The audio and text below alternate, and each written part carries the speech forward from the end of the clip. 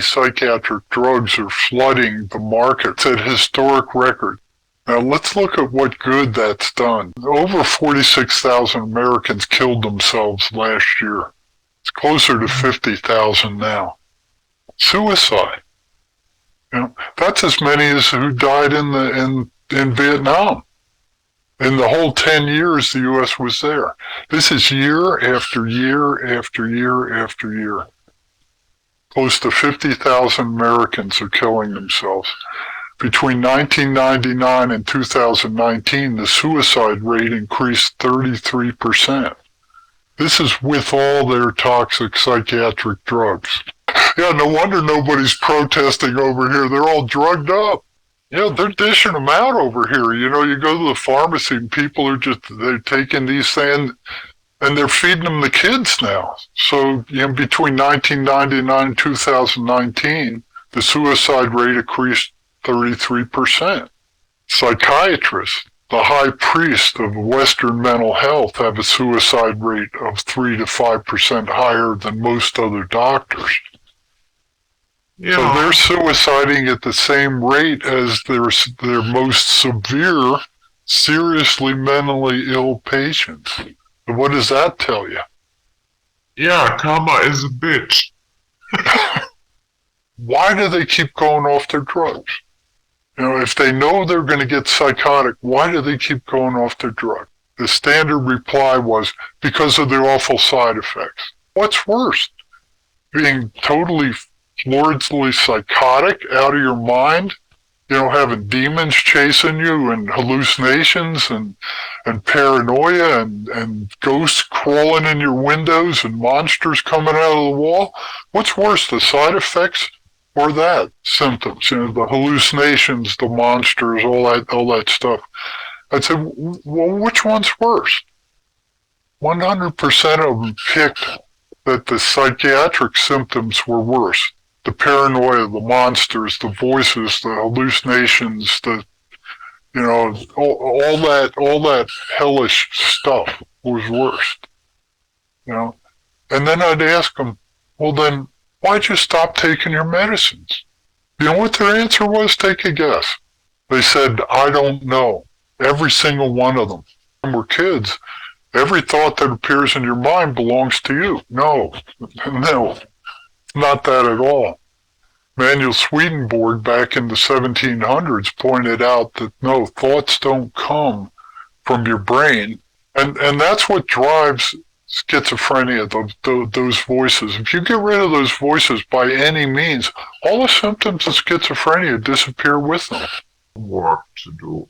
Well, what just came out relatively recently as far as the energetic implants you're talking about is a fellow by the name of John Mace. He had no training in psychology or psychiatry or anything like that. I think he had some coursework in counseling. He was a ship captain. He drove those big freighter ships. But he was brilliant. He was a genius. And he was trying to figure out about these energetic implants. He knew that what the regular counseling was doing didn't work. So he discovered something about the human. So we think it's mind, body, spirit, those three things that humans were composed of. He found that there was a fourth aspect. He called it a negative identity. So what this was like you were talking about, an energetic implant that goes in at the time of a trauma. And yeah. At the time of a trauma, that is, it's created. And the person is in a bad shaped state of mind at the point that they create this. They're not even aware they created it. So after the trauma, it's going like, what did I do to get into this?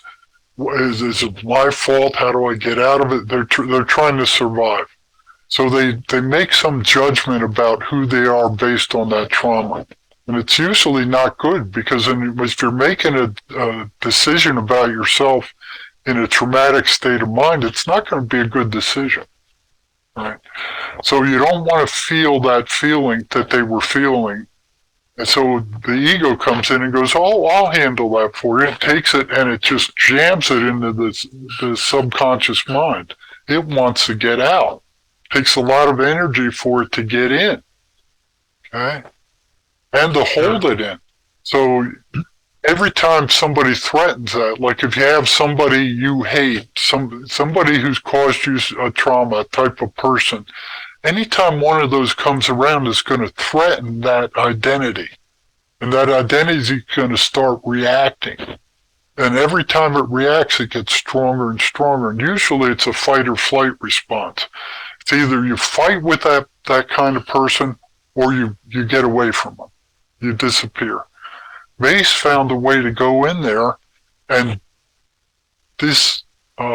discreate those negative identities.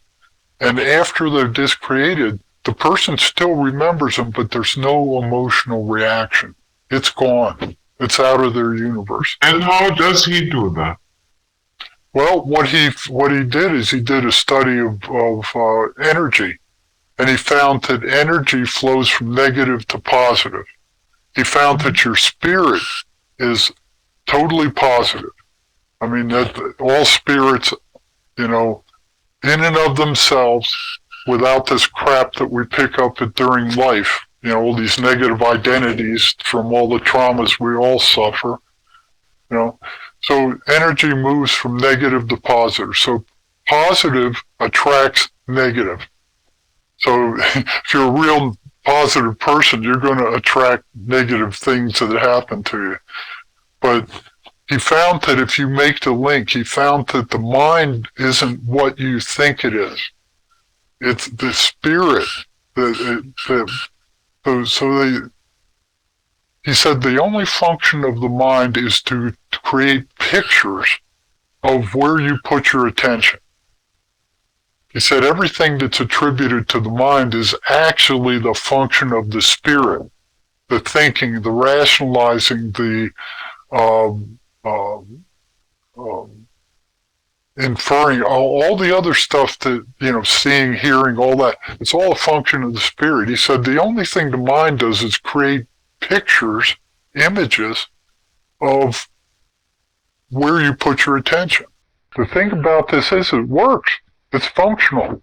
I mean, you can actually go in and do this. I mean, I'm using it in been using it in my practice for a year and a half, 2 years now, and it just cleans these things out. The person is totally different when they come out of it.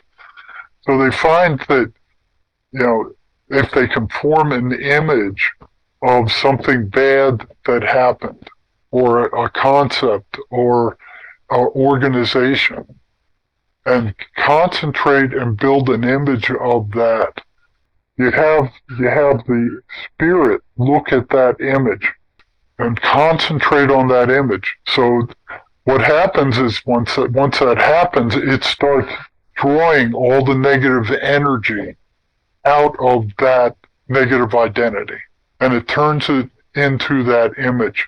That image begins to grow. And sometimes it's as big as the planet or something, all the way out to the moon.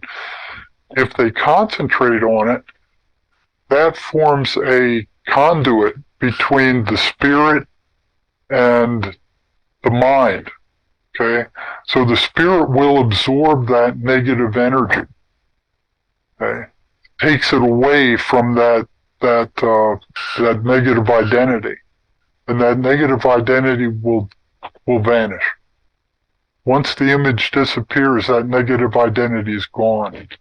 It's completely fascinating. I've been looking for something like that my entire life, and it works like a charm. What is his name again? It's called the Mace Energy Method. Mace. John Mace wrote 2 books about it.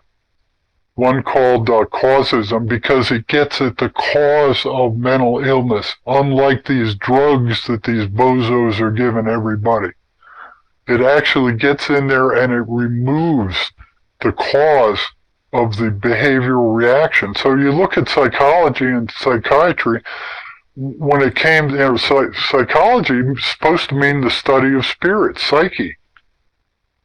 But when they started looking at spirit, it was too slippery. They couldn't weigh it. They couldn't see it. Nobody's ever found an idea in anybody's mind. There was nothing they could do with it. So they went, well, we'll just study behavior. So that's what they do. They study behavior. And psychiatry drugs down behavior. They don't believe in any kind of spirit either. You know, so there is, the whole time, the 8 years I spent, 4 years of undergraduate, 4 years of graduate school, they didn't mention spirit at all. It was spiritually devoid. And we're human spirits. I mean, we're driven, your spirit leaves you, you die and your body disintegrates. You know, we're spirits. You can't have a therapy that doesn't deal with the spirit. You know, and that's what these negative entities do. These evil spirits, these hallucinations they call them. So since they can't deal with evil spirits and that kind of stuff. I mean, in the Bible, Jesus drove 23 times. He drove evil spirits out of people. And yet here's Christians today going, oh, I don't want to hear that. That's a fairy tale. That's 2,000 years old. We don't believe in that anymore. They're still around, and the schizophrenics are here to prove it. You know, you get rid of those voices by any means, and all symptoms of schizophrenia vanish. But they won't even look at that. They don't want to hear it. It's like those monkeys with the see here, no here, you know, kind of thing. They want nothing to do with it. They're not going to get at the cause of schizophrenia as long as they think it's a physical illness. It is not. It's an energetic, spiritual illness. It's got nothing to do with physical. They don't want they don't even want you asking questions about what the voices are. They want everybody believing their hallucinations. They're teaching that in the universities. The big pharma is pushing that, so you see that in their drug advertisements for antipsychotics. It is believed that there's a chemical imbalance that produces these hallucinations. Yeah. Been totally disproven, along with the genetic stuff. The MACE organization in Australia, where this was developed, they went to one of the universities and they demonstrated how well this system worked. Mm-hmm. And the university said, okay, we'll take it if you turn over the copyright to us. You know, the MACE guys went, help yours, you know? Get it like that. And then it gets buried forever. Then it gets buried forever. Just like they have with the cancer treatments and the cars that run on water. So they went to the legislature. They showed the Australian legislature how well it worked. You know, they say, oh yeah, it worked, but it went no further than that. So it's got to come from the bottom up, just like this information I'm putting out. It's got to come from the bottom up because it's never going to come from the top down.